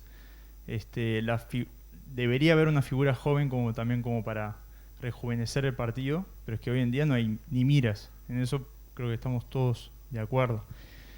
José Manuel, en un momento dijiste que podría ser, que no quiero polemizar, pero sí que dijiste como que faltaban vacunas en Madrid, ¿puede ser? Sí, falta la segunda dosis de Madrid para aplicar la vacuna de pero Pfizer. No de falta de vacunas. No, lo que falta ahora, hay gente que no se puede vacunar la segunda dosis porque no hay vacunas. Pues más allá de eso, como que voy a usar ejemplos, si bien es un Sí. poco complicado, pero en la falta de vacunas de lo que dice Madrid, es que hoy en día tenemos un contraste de que dicen, por ejemplo, de un medio de comunicación que dice que en Madrid faltan vacunas, que como que faltan vacunas en general, o que realmente las tienen guardadas y están privatizando lo que son la vacunación en sí. También me parece que de cierta forma falta un código, digamos, o un reglamento en que todos los periodistas estemos de acuerdo de que realmente, si no nos damos cuenta del contraste, si no es veraz, estamos realmente erosionando todo lo que es el sistema democrático. Claro. Entonces muchas veces la impresión que tengo, y eso también va en el ámbito político, si no logramos tener un acuerdo que sea transversal y vertical en todos los ámbitos, va a ser inviable. Voy a dar un ejemplo en el ámbito político. Escuché varias veces a Aznar, para dar un ejemplo, decía que que el Partido Popular tenía que fusionarse con Vox. Claro, yo lo que pienso es, si en el caso que fusionaran con Vox, ¿cómo sería la parte de comunicación? Porque el comunicar en este sentido, lo que hace Vox en materia de, bueno, de mentiras, de lo que comunica también, sería bastante complicado. Y de cierta forma me lo relaciono con lo que pasa a Trump en el Partido Republicano. Me parece que sería lo más parecido, digamos, en sí. Entonces, nada, son 4 puntos que quería mencionarlo de por sí, que estoy totalmente de acuerdo con todos vosotros. Y nada. Gracias. Pues tienes toda razón. Mira, las vacunas, el tema de vacunas ahí es un mundo. El gobierno, por ejemplo, ha decidido no vacunar con AstraZeneca a los menores de 60 años. Yo he preguntado al Ministerio, al Gabinete de Prensa, 5 veces por qué. Va en contra de todas las normas de la Agencia Europea del Medicamento. Una vacuna que está demostrada. Entonces, ¿cuál es el problema? ¿Cuál es el origen? Que es un tema de Europa. Europa va contra el Reino Unido porque es una vacuna básicamente inglesa. Están cabreados porque al principio no llegaban las vacunas y ahora quieren... Pero lo que me importa es que la gente se vacune. Esa vacuna es buena y ponerla. Ahora mismo el problema de Madrid no existiría porque en Madrid sobran 200.000 vacunas de AstraZeneca. 200.000. Que se podrían poner a la gente que ahora mismo ahí está en el centro de salud y no puede vacunarse. ¿Por qué? ¿Por qué se quitaron las mascarillas? Porque le dio la gana a Pedro Sánchez. Todo el mundo, o sea, tú hablabas con cualquier especialista y te decía, señor, no quite las mascarillas, joder, que además cuando vaya al campo, en el campo no hay ningún problema, pero la reunión social, como estamos aquí, no podemos estar sin mascarillas. ¿Por qué decidió eso Pedro Sánchez? Porque estaba el tema de los indultos, como se ha publicado en muchos sitios. ¿Por qué? Lo que dices del PP y Vox sería tremendo. Sería tremendo. Bueno, ya vimos una etapa de Aznar, Magis nos podía dar la clase, no la podía dar Magis aquí porque en este terreno no me quiero meter, pero es tremendo. El problema, mira, el problema de Estados Unidos, que es una reflexión que nos tenemos que hacer los periodistas y que le pregunto a Pedro es, ¿cómo es posible que Trump ganara las elecciones en contra de todos los medios de comunicación fabulosos de Estados Unidos? Es decir, el New York Times, el Washington Post, el tío a pesar de eso se creó su televisión en la Fox, hizo lo tal, y su campaña de publicidad y difusión era al margen de los medios tradicionales. Y cuando vino aquí al director de Washington Post a Madrid, se lo pregunté y le dije, oye, ¿no tienes un problema? Que tu presidente de Estados Unidos ha ganado a pesar de que tú digas que es un chorizo, que no paga ni impuestos. Y lo has publicado en portada 20 veces. Y los americanos siguen votando a Trump. Pues en todos los medios de comunicación tenemos un problema, no sé si de credibilidad, de prestigio o qué. Ya sé que la sociedad es muy complicada, pero hagamos también un poco de autocrítica. La gente nos exige hacer las cosas bien, pero que también lleguen a la población. Porque si hacemos cosas y la población no mira para otro lado, ¿sabes? Tenemos un problema como con los jóvenes, que has dicho. Claro, los jóvenes no se hacen ni caso, es verdad que están puteados, con perdón, porque llevan mucho tiempo en paro. El índice de paro en España es el mayor de Europa, el 40%, casi el 50%. Llevan mucho tiempo cabreados y han decidido salir a la calle y, bueno, y hacerse... Pero ahí yo insisto, ha habido un problema, nadie se lo ha explicado bien. Les hemos dado mensajes confusos permanentemente desde las autoridades públicas y desde la prensa. Le decíamos un día una cosa, otro día otra. Acordaros que al principio de la pandemia, hay que tener memoria, yo es que ejercito mucho la memoria. En marzo del año pasado, yo no me ponía una mascarilla en la calle porque el señor Salvador Illa, ministro de Sanidad, decía públicamente que la mascarilla, y Fernando Simón, que la mascarilla no era obligatoria, ni necesaria. Una barbaridad. Eso lo decía la mayor autoridad pública de sanidad de España. ¿Sabes? Entonces, los medios, claro que tenemos que ser críticos con estos directivos y con estos dirigentes. Tenemos que ir y decir, señores, que nos estamos jugando aquí la vida. ¿Qué ha pasado en Madrid con las residencias? Ese agujero negro. No ha habido ninguna explicación. Han muerto miles de personas. Menos mal que mi madre está muerta. Si no, se habría fallecido en una residencia. Es que soy un familiar y me hubiera cagado, no, es que hubiera hecho de todo. Han escrito un libro estupendo, el hombre este, ¿cómo se llama? No me acuerdo, que un chaval que trabaja... Sí, Rico. Antonio Rico ha escrito un libro estupendo de las residencias. Tú imagínate, hemos tenido un agujero negro en Madrid y no sabemos, han muerto miles de personas en Madrid y no sabemos qué ha pasado. Ni siquiera se investiga. No ha habido ninguna responsabilidad. Ninguna responsabilidad. ¿Sabes? Y aquí estamos todavía hablando y ha ganado Díaz Ayuso con mayoría absoluta casi, ¿eh? Pero bueno, eso también, pues, Pedro sabe mejor que nosotros. El tema de Ayuso a lo mejor también se explica por el mismo hecho inicial respecto a Trump. Nunca se le tomó en serio. Claro. Y cuando quisieron tomarlo en serio, ya la ola era... Los medios de comunicación estaban vendiendo. ¿Y quién fue la primera persona que impulsó a Díaz Ayuso? Pedro Sánchez. Te recuerdo que Vox no era nadie, en las elecciones de Andalucía no era nadie. Y Susana Díaz fue la que elevó la figura de Vox y todo el rato estaba hablando de Vox en las elecciones de Andalucía. ¿Sabes? Para pelearse contra el otro. Y entonces alimentamos el fuego del enemigo. Sí, lo alimentamos y no, insisto, no estamos haciendo bien de todo nuestro... Perdona, que me he enrollado. No. Estados Unidos, brevemente, aunque lo hemos apuntado esta mañana. El factor credibilidad que habéis apuntado, pues digamos que la prensa en Estados Unidos no atraviesa o no atravesaba ante Trump una buena racha. Las armas de destrucción masiva en la guerra de Irak, claro. La crisis financiera del 2008, Lehman Brothers, el resultado de las elecciones de 2016. Os recuerdo que el reloj este que publicaba el New York Times era 85% de probabilidades a favor de Hillary Clinton. Sí. Mi periódico hizo una doble de todo el friso y los históricos todos, Hillary, los hispanos, unas cosas. Yo fui el único y me sentí muy solo durante 24 horas que dije Trump. Y dije, el populismo es como... Y lo dije haciendo trampa, porque dije, el populismo es como el nacionalismo, nunca pierde. Y con haber llegado allí, ya hasta ese lugar, ya ha ganado. ¿No? Y salió Trump.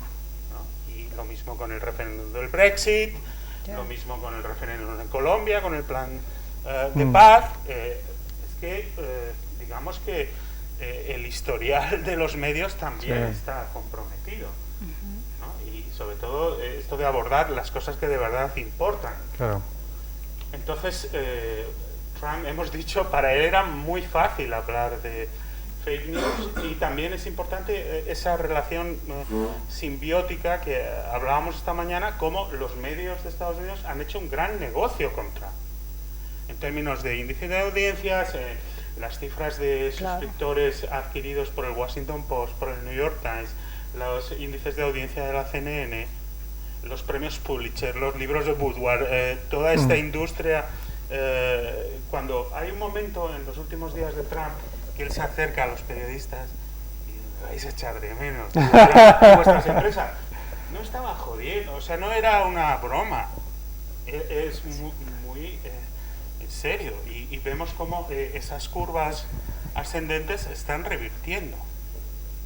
En ese sentido, dice, los medios de prestigio en contra. Bueno, los medios de prestigio con una connivencia muy interesada, ¿no? Era un fenómeno realmente aparente, porque estaban dando cancha a alguien que a su vez les deslegitimaba. Sí. Y en esa entrevista que hemos citado esta mañana con la corresponsal de la CBS, decía, yo os desacredito para que cuando publiquéis cosas malas sobre mí, la gente no la crea, claro. Ya, pero ahí no se engaña. Hay que ser más listo. ¿Otra pregunta por allá? Hola, buenas tardes. yo sí elogiaría la labor de los medios de comunicación, pero aparte de lo que es la información falsa y las mentiras, me gustaría también hablar de la desinformación en cuanto a información que se queda sin sacar porque a lo mejor no se prioriza, porque hay mucha paja y poca chicha, y ahí a lo mejor sí que los medios sería muy interesante que hicieran esa labor de quitar tanta paja y dárnoslo un poco más masticado o al menos priorizado. Y en la prioridad, por ejemplo, recuerdo una noticia de que me parece que ha habido 23 millones de niños sin vacunar de sarampión y de no sé cuántas vacunas básicas. Y entonces, bueno, eso, que no olvidar que la pandemia ha sido tremenda y que la información ha ido muy focalizada, pero que a lo mejor se olvidan otras informaciones que son importantes.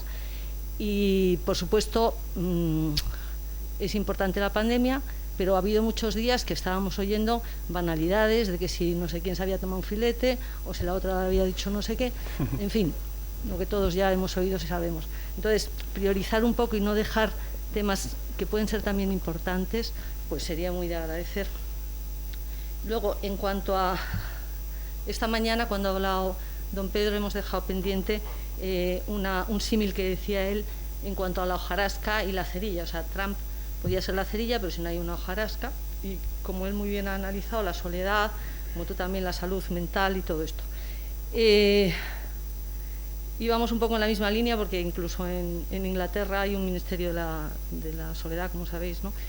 Y es algo muy importante, pero algo que no sé hasta qué punto llamarle adicción. Bueno, las adicciones en todo esto es un tema muy a tener en cuenta, y el que la adicción a las series y a los reality shows y a las personas, igual que hay una asociación de Alcohólicos Anónimos, hay una asociación de CODA, me parece que se llama, Adicta a Personas. Entonces yo me pregunto, y os pregunto, si esa adicción a las personas en medios telemáticos puede existir, hasta qué punto está contra la salud mental, hasta qué punto se debería regular y cómo la podemos tener en cuenta, porque esto mismo que has comentado de Simón es muy gracioso, porque todos habríamos pensado, si no conociéramos a Simón, que tendría que estar casi encarcelado, porque es que se le podrían imputar muchas de las muertes que ha habido.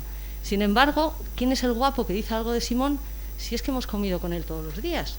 Es que forma parte de nuestra familia y del bagaje cultural de este país. O sea, es que no creo que le pase nunca nada, porque es parte de nosotros. Entonces, ahí es donde os quería preguntar si esa adicción a esas personas que pueden ser, entre paréntesis, no lo digo por Simón, pero en general, maltratadores, en el sentido de que no buscan nuestra...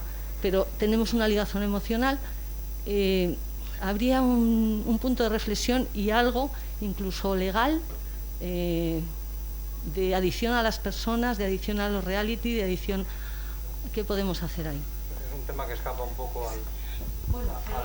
Me gustaría hacer solo una matización. Escuchar una cosita antes, es que a las 6:20 sale el último autobús, lo digo más que nada por el turno de palabra siguiente.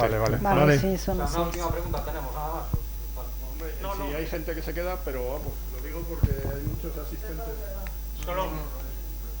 Disculpadme a mí, ¿vale? No seguiré que lo que queráis. Si tenéis que iros, solo una matización. Desinformación no son las noticias que no trascienden. Desinformación es algo mucho más deliberado, es una operación muy sofisticada, a cargo de gobiernos.